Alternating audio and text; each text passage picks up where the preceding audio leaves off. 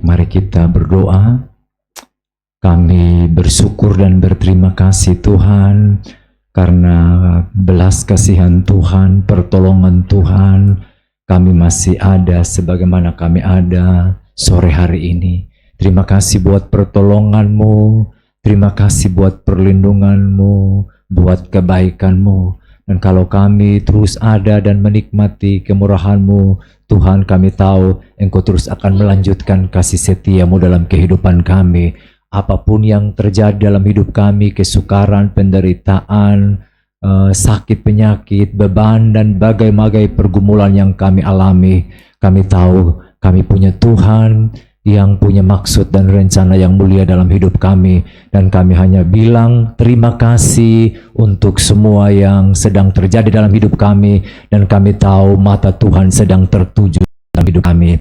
Terpujilah nama-Mu Tuhan. Kami sudah menikmati hadirat-Mu dalam pujian, penyembahan, doa yang naik kepada Tuhan. Dan waktunya kami akan duduk diam, mendengarkan pesan Tuhan, mendengarkan suara Tuhan yang akan menuntun hidup kami, menjadi pelita bagi jalan kami, bagi terang dalam kehidupan kami. Sehingga waktu kami melangkah bersama dengan terang, dan kami tidak akan jatuh tergeletak karena Tuhan sumber perlindungan kehidupan kami. Berkati dan urapi kami semua Tuhan, penuhi hati yang penuh sukacita menyambut firman-Mu. Kuduskan pikiran, perasaan, jiwa, roh, dan tubuh kami Tuhan, untuk sepenuhnya menangkap dan menerima firman-Mu, dan kami bisa melakukannya dalam hidup kami. Urapi hamba-Mu juga yang menjadi alat dalam tangan Tuhan.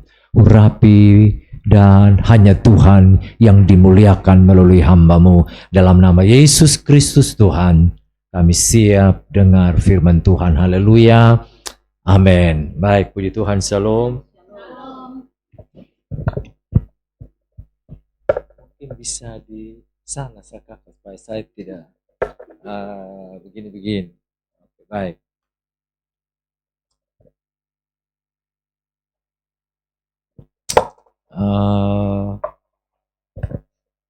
Baik, puji Tuhan. Sekali lagi shalom untuk kita semua yang sudah ada di dalam hadirat Tuhan. Saya akan menyampaikan firman Tuhan sore ini di dalam catatan firman Tuhan 2 Korintus 1 ayat 3 sampai ayat yang ke-11.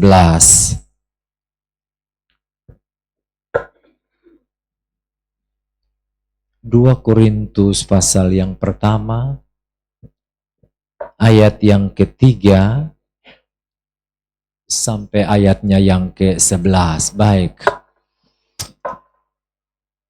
Terpujilah Allah Bapa Tuhan kita Yesus Kristus, Bapa yang penuh belas kasihan dan Allah sumber segala penghiburan, yang menghibur kami dalam segala penderitaan kami, sehingga kami sanggup menghibur mereka yang berada dalam bermacam-macam penderitaan dengan penghiburan yang kami sendiri terima, yang kami terima sendiri, yang kami sendiri terima dari Allah. Sebab sama seperti kami mendapat bagian berlimpah-limpah dalam kesengsaraan Kristus. Jadi waktu lihat kesengsaraan Kristus, sebetulnya kita dapat bagian yang berlimpah-limpah dari kesengsaraan Kristus. Demikian pula oleh Kristus kami menerima penghiburan berlimpah-limpah. Jika kami menderita, hal itu menjadi penghiburan dan keselamatan kamu. Jika kami dihibur, maka hal itu adalah penghiburan kamu. Sehingga kamu beroleh kekuatan untuk dengan sabar menderita kesengsaraan yang sama seperti yang kami derita juga. Dan pengharapan kami akan kamu adalah teguh, karena kami tahu bahwa sama seperti kamu turut mengambil bagian dalam kesengsaraan kami, kamu juga turut mengambil bagian dalam penghiburan kami. Sebab kami mau saudara-saudara supaya kamu tahu akan penderitaan yang kami alami di Asia Kecil. Beban yang ditanggungkan atas kami adalah begitu besar dan begitu berat, sehingga kami telah putus asa juga akan hidup kami. Sebab kami merasa seolah-olah kami telah dijatuhi hukuman mati. Tetapi hal itu terjadi, walaupun seperti rasa-rasa itu hukuman mati, tapi itu terjadi supaya kami jangan menaruh kepercayaan kepada diri kami sendiri, tidak mengandalkan kekuatan saya sendiri, kami sendiri, tidak membanggakan bahwa kami bisa, kami mampu, tetapi hanya kepada Allah yang membangkitkan orang-orang mati. Artinya beban-beban itu lebih kecil, lebih ringan dari orang mati. Kalau orang mati Tuhan saja bisa bangkitkan, persoalan kita terselesaikan karena belas kasihan Tuhan. Ayat yang ke-11. Sebelumnya ayat 10, dari kematian yang begitu ngeri, itu artinya menderita sengsara yang lebih mengeri, ia telah dan akan menyelamatkan kami. Kepadanya kami menaruh pengharapan kami bahwa ia menyelamatkan kami lagi. Nah, kamu juga turut membantu mendoakan kami supaya banyak orang mengucap syukur atas karunia yang kami peroleh berkat banyaknya doa mereka untuk kami. Baik, demikian jauh firman Tuhan. Saya percaya kita yang dengar lalu lakukan, pasti Tuhan tolong dan memberkati kita. Amin. Terima kasih buat Pak Bayu, Ibu, dan semua keluarga besar Air Hidup yang memberi saya kesempatan sekali ini lagi ada di sini di dalam pemberitaan firman Tuhan. Opa ada di rumah sakit ya, Siloam ya Pak, Siloam lagi. Puji Tuhan. Saya beri pokok firman Tuhan sore hari ini buat kita, manfaat atau faedah dari penderitaan. Bagaimanapun kita, sekuat-kuatnya kita manusia, pasti kita menjumpai kesukaran dan pergumulan. Sehebat apapun kita memanage, mengatur, memanajemen sebuah kehidupan, toh kita pasti akan alami yang namanya kesukaran. Mau makan yang baik, kita atur begitu rupa. Kita berolahraga yang baik, kita tidur yang baik. Bukan berarti tidur baik, olahraga yang baik, makan yang baik, tidak baik. Tapi maksudnya sebagaimanapun kita coba kelola dengan semampu kita, tetap ada yang namanya penderitaan, kesukaran, sampai ayat ini berbilang kesengsaraan. Ingat ya, pesta pernikahan di Kana, itu ada WO-nya. Yang namanya WO itu pasti orang yang terlatih, orang yang mahir, public speaking-nya baik. Tahu public speaking ya? Omong di depan banyak orang, baik, bagus. Dia tahu menguasai floor, menguasai arena. Dia pokoknya pintarlah orang itu. Jadi mulai atur, waktu saya coba searching di Google, tugas dari wedding organizer itu WO yang Botong biasa bilang, itu ternyata dia fungsinya kalau bisa acara dalam suatu acara itu pun kalau bisa tidak boleh ada cacat sedikit pun. Kalau bisa acaranya bagus, menarik, menjadi cerita yang luar biasa bahwa nikah itu bagus, wah pestanya bagus, pestanya teratur segala macam, sampai saya yang harus mau berdoa makan pun WO-nya atur nanti Bapak Pendeta berdiri di sini ya, diatur semua.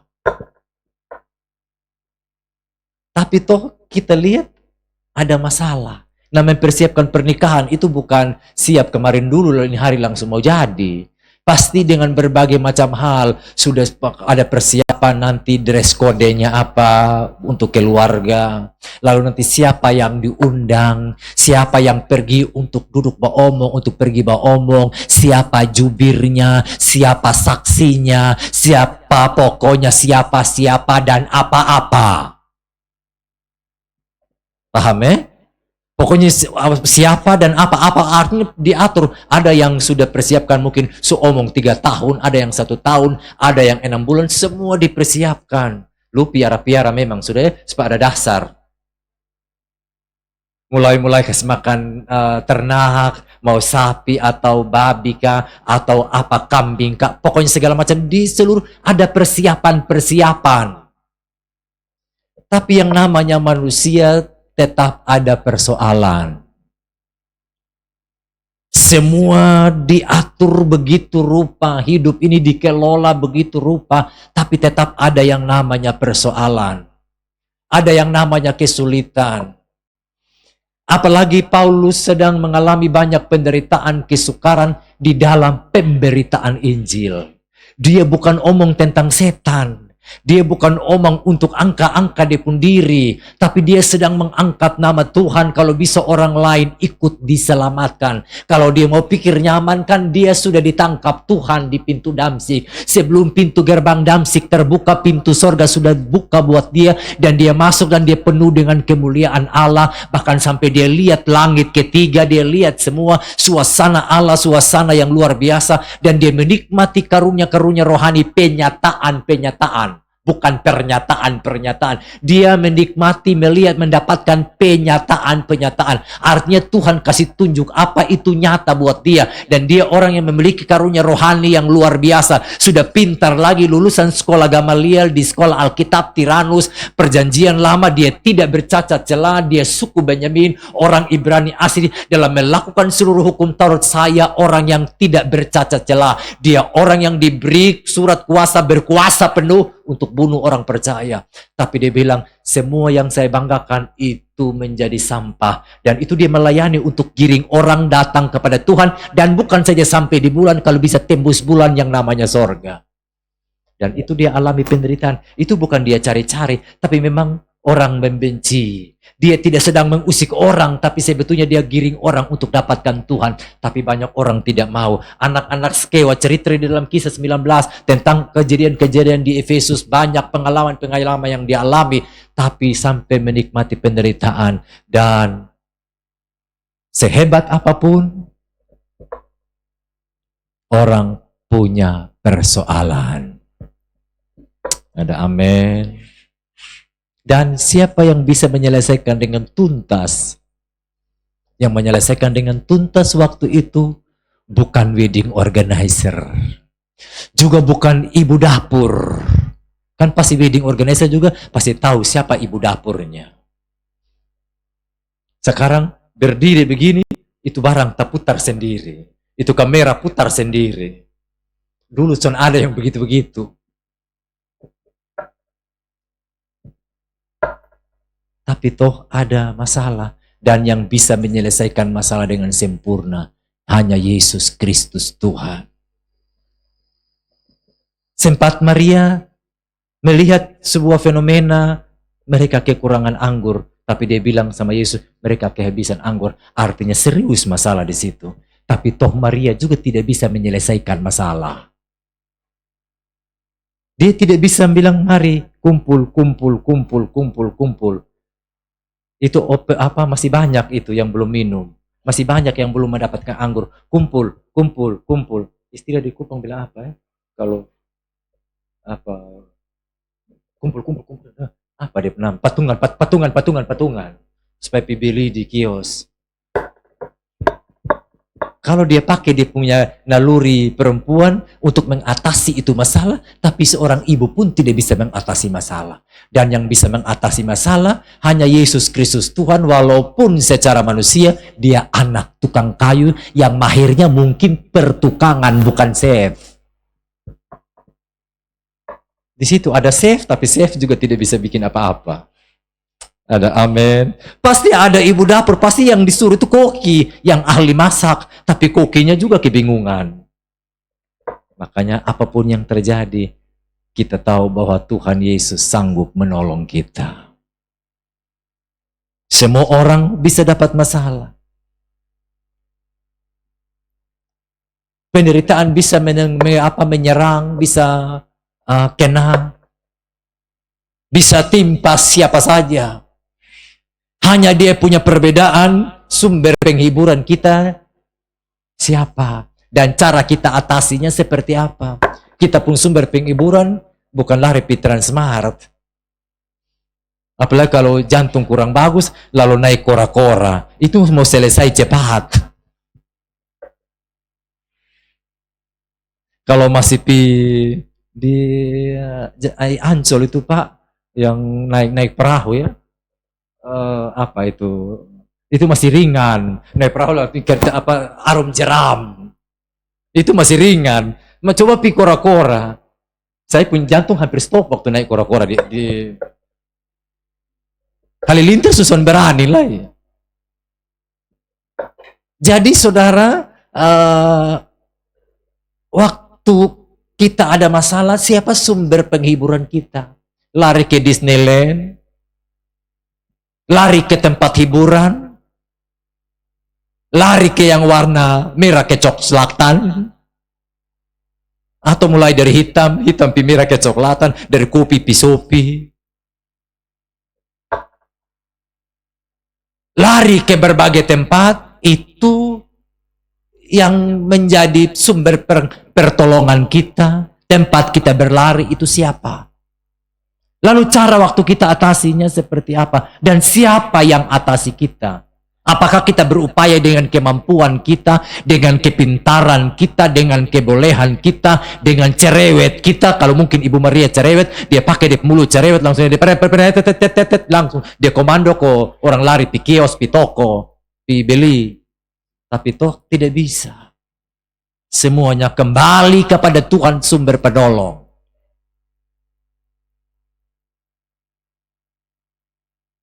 Paulus bilang ada beberapa manfaat dari penderitaan yang kita alami. Kita masing-masing punya masalah ya. Masalah itu penderitaan.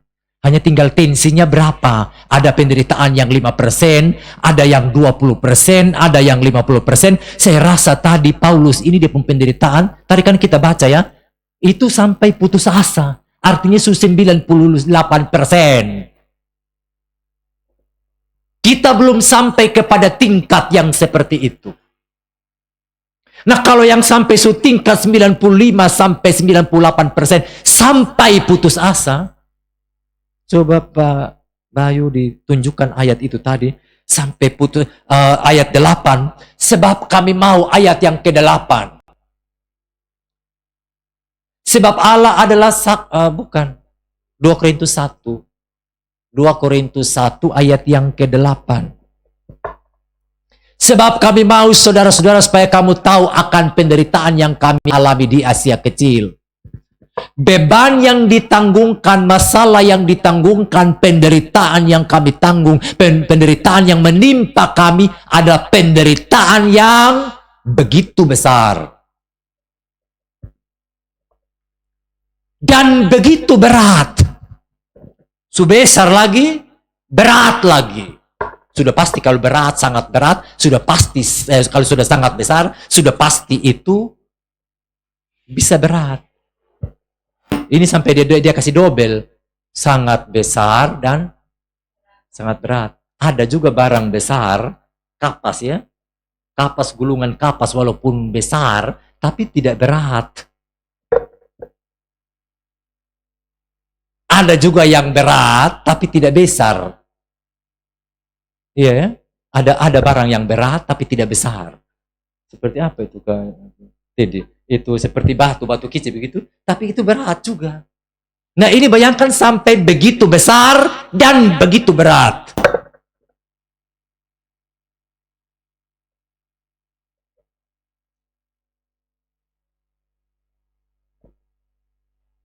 Sehingga kami telah putus asa juga akan hidup kami.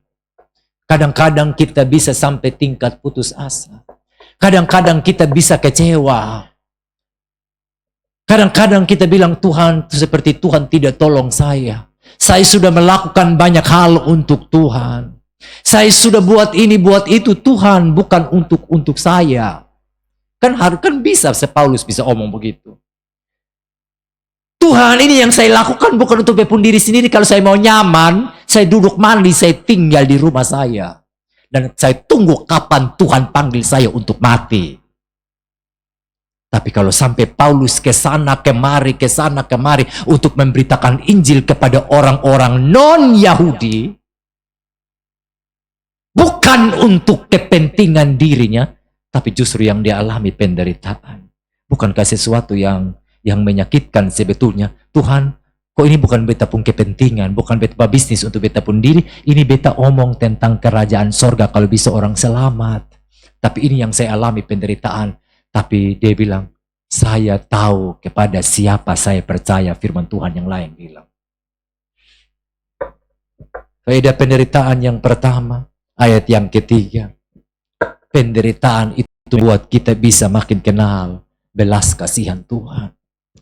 Waktu kita menderita, waktu kita alami penderitaan, alami kesukaran, sebetulnya di situ kita akan mengalami, kita makin tahu bahwa Allah itu penuh dengan belas kasihan. Di situ kita melihat belas kasihan Tuhan. Di situ kita melihat seperti hati Tuhan, hati yang sebetulnya tidak meninggalkan kita. Makanya dia bilang begini, terpujilah Allah Bapa Tuhan kita, Yesus Kristus, Bapa yang penuh dengan belas kasihan. Karena belas kasihan Tuhanlah itu yang dia alami, makanya dia tulis ini. Karena belas kasihan Tuhanlah, makanya Tuhan bela waktu saya alami, waktu kami semua alami penderitaan itu. Kalau bukan belas kasihan Tuhan, mungkin saya tidak ada sampai hari ini. Saya banyak mendengar banyak anak Tuhan yang sakit sudah lama. Kadang-kadang orang lain sudah lewat, tapi Tuhan masih percayakan dia masih ada sampai hari ini. Itu artinya Tuhan punya maksud tersendiri kepada dia. Tuhan sedang berbelas kasihan untuk terus mempermuliakan nama Tuhan. Makanya dia bilang, terpujilah Allah. Nah, orang yang menikmati belas kasihan Tuhan, orang yang pernah menikmati anugerah belas kasihan Tuhan, dia pun mulut akan terus memuliakan Tuhan. Terpujilah Allah Bapa Tuhan kita Yesus Kristus. Jadi mulutnya penuh dengan Tuhan. Mulutnya penuh dengan sanjungan. Bahkan sampai sekalipun kelihatan Tuhan diam, dia punya mulut tetap memuliakan Tuhan. Makanya perikopnya bilang apa ucapan? Ada ucapan syukur. Karena di balik ucapan syukur itu kita lihat pertolongan Tuhan. Nah itu yang kadang-kadang kita waktu ada masalah, waktu kita tidak ada masalah, ucapan syukurnya kencang. Tapi waktu kadang ada masalah, kita tidak belajar bilang, Tuhan, terima kasih untuk penderitaan ini. Biar melalui penderitaan ini, saya akan melihat, tambah kenal bahwa Tuhan berbelas kasihan atas hidup saya.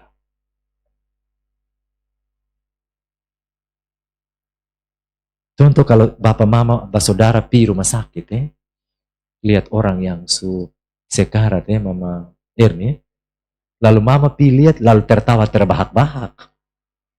Kan pasti tidak mungkin, pasti kasihan. Contoh kita dengar, oh papi ini sakit, kasihan, Tuhan Yesus tolong.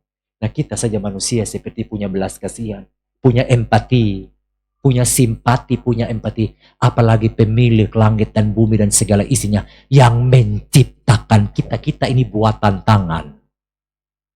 Ya kalau namanya buatan tangan artinya ini milik kesayangan Tuhan. Sampai dibilang kita ini biji mata Tuhan. Itu artinya kalau kita ada masalah, pasti Tuhan berbelas kasihan. Kadang-kadang kita tidak mengerti. Nah kita saja manusia yang begini jahat. Makanya dia bilang, kalau apa Bapamu yang di bumi saja tahu memberi yang Bapamu di bumi yang jahat, yang kadang-kadang rohani naik turun, sebentar baik, sebentar foe, sebentar naik, sebentar foe. Dia bisa waktu orang minta roti tidak kasih batu. Apalagi Bapamu yang di surga. Artinya belas kasihan itu Tuhan pasti ada di hati Tuhan. Waktu kita mengasihi Tuhan. Nah kalau lu mengong ya mengong. Tapi waktu selagi kita terus ada di dalam Tuhan, pasti belas kasihan Tuhan itu ada. Hanya botong yang sonde merasa. Tapi Tuhan sedang rasa.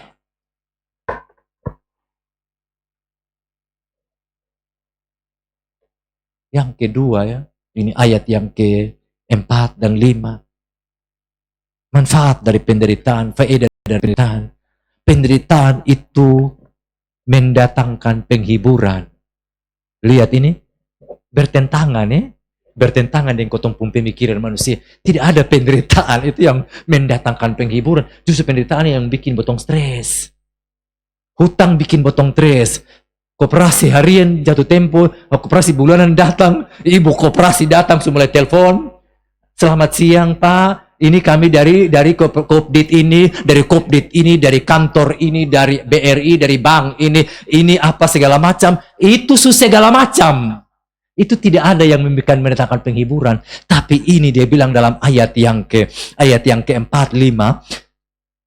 Bapa yang penuh belas kasihan dan Allah sumber penghiburan, yang menghibur kami dalam segala penderitaan kami, sehingga kami sanggup menghibur mereka yang berada dalam berbagai macam-macam penderitaan dengan penghiburan yang kami terima sendiri dari Allah. Sebab sama seperti kami mendapat bagian berlimpah-limpah dalam kesengsaraan Kristus, demikian pula oleh Kristus kami menerima penghiburan berlimpah-limpah. Di dalam penderitaan itu kita akan mendapatkan penghiburan. Jadi menderita itu sebetulnya disitulah tempat Tuhan akan menghibur kita.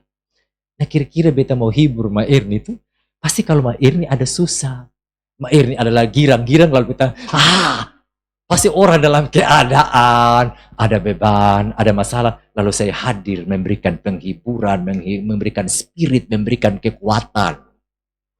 Jadi kalau ada penderitaan, bilang Tuhan, terima kasih.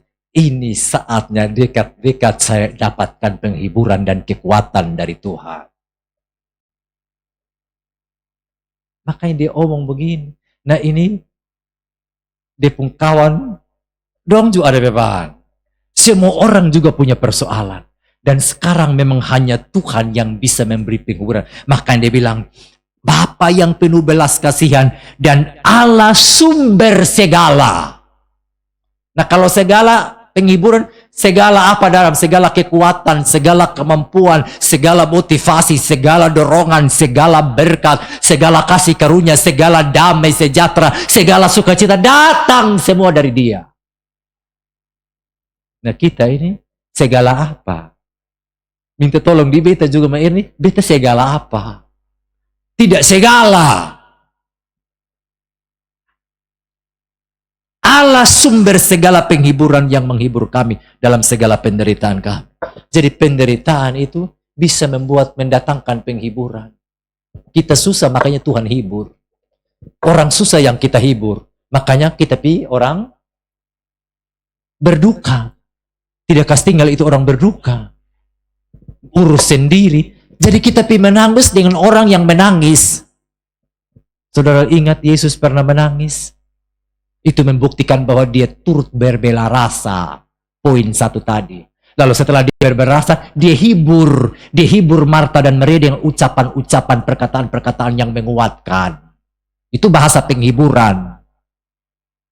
Dan setelah dia hibur, dia bangkitkan Lazarus dari antara orang mati dari dalam kuburan yang sudah 4 hari. Dan 4 hari dikubur, bukan 4 hari di ruang tamu.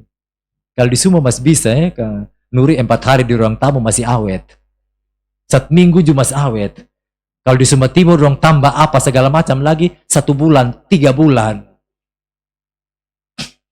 Raja-raja itu 3 bulan. Ada yang sampai 6 bulan juga masih awet. Dong makan siang, bab 7 dapat makan siang. Jadi penderitaan bisa mendatangkan penghiburan. Lalu yang ketiga, ayat yang ke-6, penderitaan mendapatkan manfaat bagi orang lain. Jadi penderitaan yang kita alami bisa mendapatkan memberi manfaat buat orang lain. Memang cukup panas. Saya harap saya bisa menyampaikannya lalu kita menangkapnya karena suhu cukup panas. Jadi penderitaan membuat kita bisa alami Kita makin kenal bahwa Tuhan berbelas kasihan. Penderitaan mendatangkan penghiburan. Penderitaan yang ketiga ini bisa mendatangkan manfaat buat orang lain. Jadi kita pun masalah ini bisa mendatangkan manfaat buat orang lain. Dengan kita pun masalah, kita bisa berbagi kepada orang. Waktu kita cerita kepada orang yang ada masalah juga, aduh, ternyata Susi pun masalah lebih sadar beta. Bet pikir salah ini beta pun masalah saja. Jadi dengan waktu bacurhat begitu, in satu kan dia juga pernah masalah. Nah satu cerita, lalu waktu dia cerita, in satu merenung, dia bilang, Susi, pikir beta saya ada masalah, ternyata Susi pun masalah lebih besar. Jadi ada manfaat buat orang lain untuk saling menghibur, saling menguatkan, karena saling share, saling berbagi. Untuk mungkin Pak Bayu ada masalah, mungkin ada sakit, tapi waktu orang cerita, waktu Pak Bayu cerita dia masalah, lalu dia bilang, ini satu dengar, nah ternyata Pak Bayu pun masalah lebih berat dari beta. Nah akhirnya, bayangkan beta saya, Pak Bayu lebih berat, Pak beta pun mengong, beta pun masalah begini, beta lebih mengong. Tapi Pak Bayu senyum-senyum saja. Nah itu artinya ada manfaat. Bisa tangkap maksud saya ini. Amin. Tadi Susi bilang, nah ternyata beta pikir beta pun yang berat, beta pikir beta pun masalah tidak berat. Ternyata saya beban juga berat. Ya, ternyata lebih berat. Nah sekarang yang satu lebih, nah ternyata Pak Bayu, Pak pun masalah lebih berat dari beta. Tapi beta masalah begini, saya beta sumengong. Tapi Pak senyum-senyum saja. Itu maksudnya. Jadi ada manfaat buat orang lain. Untuk meneguhkan dan menolong orang. Jadi bukan sekedar cerita, tapi orang dapat sesuatu dari cerita kita. Ada amin. Ibu-ibu mungkin cerita. Panas di kota Kupang, lalu botong keliling dunia cari minyak tanah. Lalu satu mama bilang, beta pikir beta saya mengong keliling cari minyak tanah. Ternyata kita semua sama-sama mengongnya mencari minyak tanah. Itu masalah. Artinya saling baku waktu hanya kan waktu cerita-cerita itu kan tertawa. Saling menguatkan satu dengan yang lain. Tapi puji Tuhan botong bisa dapat sampai obufu, sampai ada yang sampai penfui, sampai yang ada di Bimoku dapat. Hanya karena cari minyak tanah. Itu penderitaan. Tapi dengan bercerita, dengan share, berbagi begitu, kita saling mendorong, saling menguatkan, saling memberikan penghiburan satu dengan yang lain. Tapi puji Tuhan botong dapat. Kalau botong putus asa, botong sone dapat. Di dapur asap sone naik. Yang ada gas baik. Nah yang lain yang tidak ada gas, yang lain hanya ada rem. Ayat yang ke-7, manfaat dari penderitaan. Penderitaan meneguhkan kita pun pengharapan. Saya percaya Tuhan tolong. Jadi dengan penderitaan itu meneguhkan pengharapan kita bahwa Tuhan sanggup. Ayat yang ke-7, dan pengharapan kami akan kamu adalah teguh. Jadi ini harapan itu artinya belum terjadi, tapi harapan itu teguh. Dan pengharapan kami akan kamu yang alami penderitaan, karena kami juga pernah alami penderitaan, adalah teguh karena kami tahu bahwa sama seperti kamu turut mengambil bagian dalam kesengsaraan kami, kamu juga turut mengambil bagian dalam penghiburan kami. Seperti tadi yang saya bilang.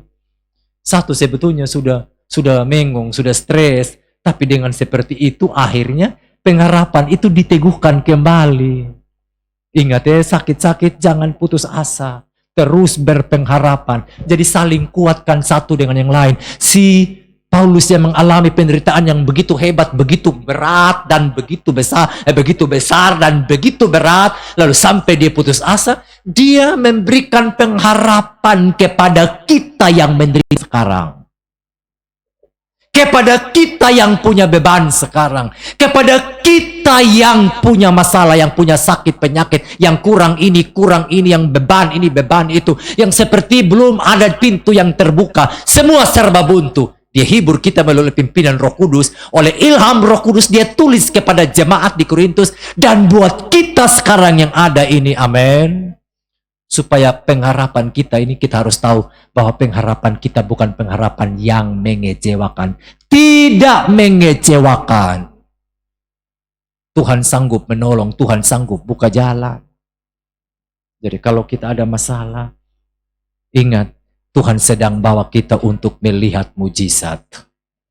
Dengar baik-baik, ketika kita ada dalam masalah, sebetulnya sedang Tuhan mau hentar kita untuk sedikit lagi mau lihat mujizat.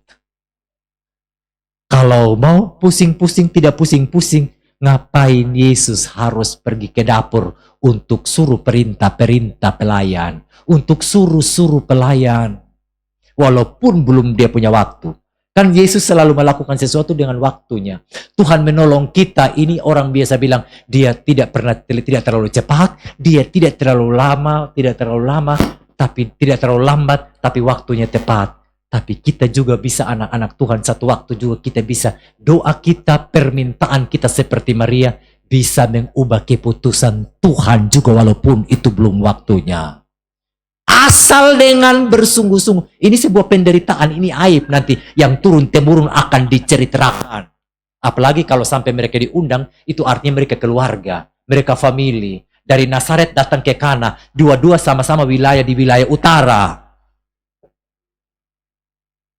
Dan Yesus harus suruh, dan ada mujizat di situ.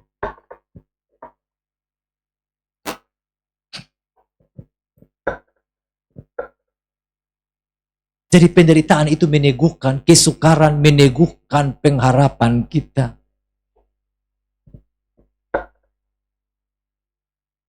Ini Maria berharap sungguh. Dia bukan berharap kosong. Kenapa? Karena segala perkara ada ayat firman Tuhan bilang dalam Lukas ya. Setelah waktu dia anak-anaknya namanya si Yesus itu bercakap-cakap di bait Allah, berdebat di bait Allah. Lalu ada percakapan-percakapan. Kemudian ayat yang berikut dibilang ayat 51 kah? Saya lupa itu. Lukas 2 ayat 51 kah? Kalau tidak salah, menyimpan segala perkara itu dalam hatinya.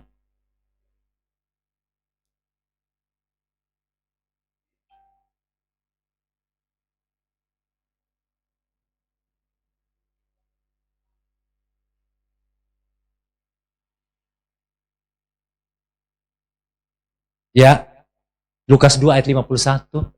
Lalu ia pulang, ini dari bait Allah, dari Yerusalem. Lalu ia pulang bersama-sama mereka, orang tuanya ke Nazaret. Dan ia tetap hidup dalam asuhan mereka. Dan ibunya Maria menyimpan semua perkara itu di dalam hatinya. Kalau kita simpan firman Tuhan di dalam hati kita, semua perkara, apa yang waktu dia dengar dari malaikat Tuhan, Maria kan dengar dari malaikat Tuhan, lalu dia lihat anaknya berdebat dengan pemuka agama, semua dia lihat, semua perkara itu dia simpan dalam hatinya. Makanya waktu ada masalah begitu, orang yang simpan semua perkara dalam hatinya, waktu ada masalah, dia ingat, ini anak-anak yang hebat, ini anak-anak yang luar biasa. Makanya dia tidak pakai kekuatannya waktu ada masalah, tapi dia bilang, mereka kehabisan anggur. Harus, kan dia bilang begini, waktuku belum tiba perempuan. Teks bahasa Inggrisnya bilang begitu, dia tidak bilang mama atau mami, saya pun waktu belum tiba ibu. Harusnya kan dia jawab, Maria harus jawab, mau waktu kosong di waktu, pokoknya lu mesti tolong, kasihan dong. Tapi Maria omong lain dalam ayat yang kelima dalam Yohanes 2 itu dia bilang begini, dia bukan omong pi Yesus, tapi dia omong pi siapa? Omong pi lain. Nanti dia omong apa, ikut saja. Dia tidak bakal lain. Artinya dia punya pengharapan yang lahir dari iman dia bahwa ini anak pasti akan melakukan mujizat. Amin. Jadi waktu kita ada masalah dan pergumulan, sebetulnya di situ saatnya kita pun pengharapan itu teguh bahwa Tuhan pasti tolong kita. Jadi mesti punya pengharapan. Harapan kita harus seperti itu. Nanti dia bilang apa, dia suruh apa, bosong bikin. Jadi tadi pengharapannya waktu dia datang kepada anaknya, dia berharap untuk dia Yesus tolong. Pengharapan terbukti sebentar. Walaupun pelayan cukup capek.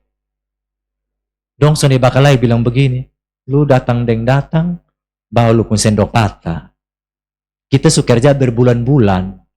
Lu datang langsung bilang bawa bawa tempayan. Tempayan waktu saya searching di Google, Kanuri, bukan tempayan dari tembikar. Ternyata dari besi. Ini itu kan lu suruh orang kerja tambah, komengong tambah. Lalu diisi dengan 2-3 buyung. 2-3 buyung juga berat. Isinya, jadi itu tempayan, tadi yang satu tempayan, isinya 120 sampai 150 liter. Non. Itu bayangkan, itu diisi. Nah ini kan kerja gila. Kalau lu mau bikin mujizat langsung saja. Ini melibatkan orang yang sudah letih lelah berhari-hari. Tapi kecuali orang supaya dengar Yesus buat mujizat. Jadi bos omong begitu, maka rapak untuk lakukan. Ini pembuat mujizat. Mereka kan belum pernah dengar dan Yesus juga belum pernah mujizat. Justru mujizat pertama itu di situ. Tapi dengan penuh ketaatan, tanpa pemberontakan, tanpa sinis, kau tukang kayu tidak ngerti apa-apa tentang ini. Tapi waktu tunduk di situ, pengharapan yang ada di dalam Maria, dia minta, lalu dia omong sama ini pelayan, dia bilang, itu artinya harapannya teguh. Dia sudah ikut khawatir.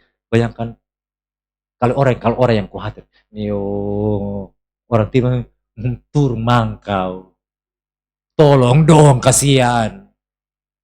Tapi Maria tidak memelas. Dia bilang mereka kehabisan anggur. Lalu Yesus dia direndahkan. Si ibu direndahkan, dicubit sedikit. Saya belum waktuku perempuan, belum waktuku ibu.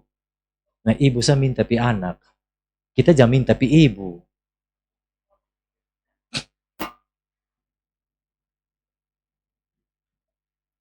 Apalagi kalau kita pun ibu sumati. Lalu kita minta, Mamantu, mari doakanlah kami. Kita minta sama-sama yang sumati untuk berdoa buat hidup. Ini sebetulnya gambaran dari sini, ini cerita ini. Maria, ini bicara tentang kondisi opa sekarang. Bahwa kita peduli dengan keadaan orang lain. Kalau ada salah satu tubuh Kristus yang menderita, yang sakit, kita berdoa. Meminta itu kan sama dengan doa. Jadi dia meminta mereka kehabisan anggur. Sekarang opa kekurangan kesehatannya. Kita berdoa, jadi kita hadir untuk peduli, untuk kita berseru kepada Tuhan. Dan Tuhan, kalau bisa Tuhan tolong. Dan kita harus punya pengharapan yang teguh seperti Maria.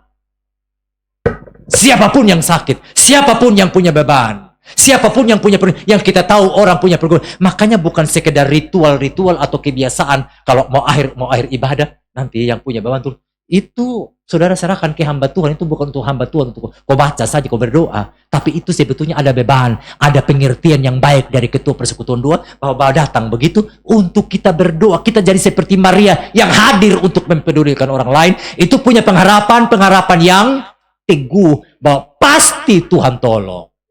Dan waktu Tuhan tolong, ayat 11 dalam Yohanes 2 berkata, nama Tuhan dipermuliakan. Dan banyak murid tadi yang hanya ikut-ikut, belum terlalu yakin, percaya, sekarang mereka menjadi percaya. Jadi tiap mujizat yang Tuhan kerjakan sebetulnya untuk orang lain melihat Tuhan itu bekerja. Dan kalau bisa orang banyak ditolong dan diselamatkan.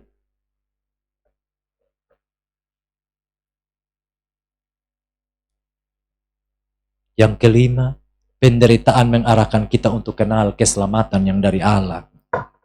Ayat 8-10. Penderitaan mengarahkan kita untuk kita kenal. 2 Korintus 1 ayat 8-10. Supaya kami jangan menaruh kepercayaan pada ayat yang ke-9. Supaya kami jangan menaruh kepercayaan pada diri kami sendiri, tetapi hanya kepada Allah yang membangkitkan orang-orang mati. Dari kematian yang begitu ngeri, ia telah dan akan menyelamatkan kami. Kepadanya kami menaruh perhatian harapan kami, bahwa ia akan menyelamatkan kami lagi.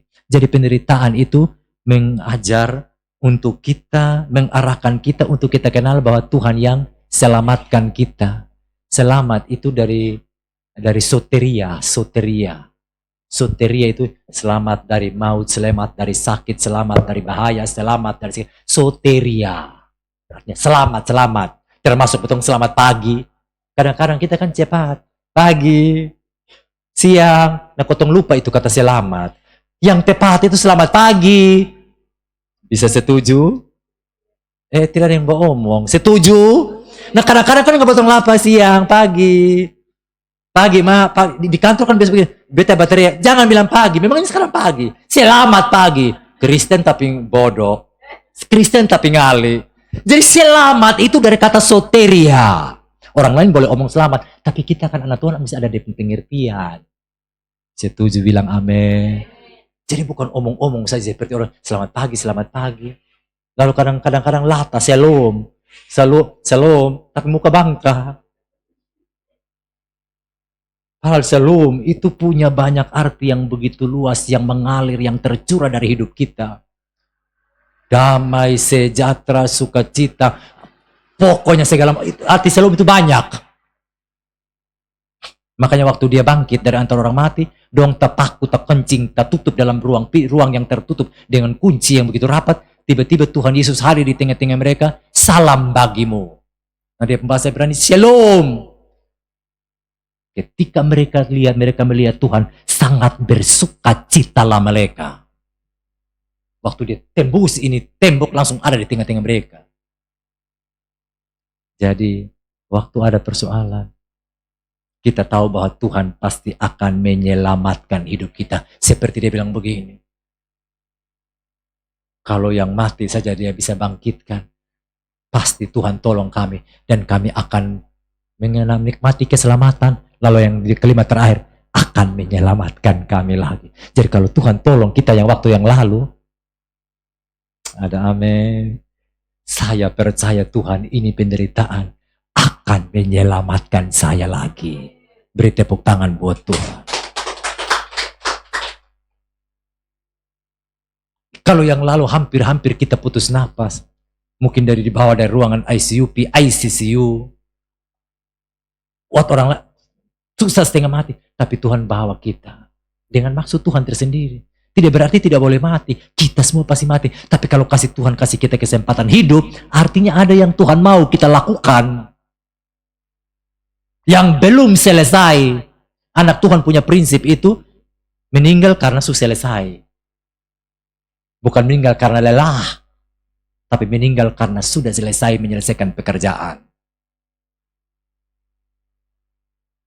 Yang terakhir, penderitaan membuat kita akan semakin kuat berdoa buat orang lain. Berdoa buat kita pun diri, kita berdoa buat orang. Ayat yang ke-11, ada sayang Joshua ya. Nah, ayat yang ke-11 saya mau tutup firman Tuhan ini. Karena kamu juga turut membantu mendoakan kami. Jadi kalau kita ada masalah, ada penderitaan, saya tunjuk itu kesempatan.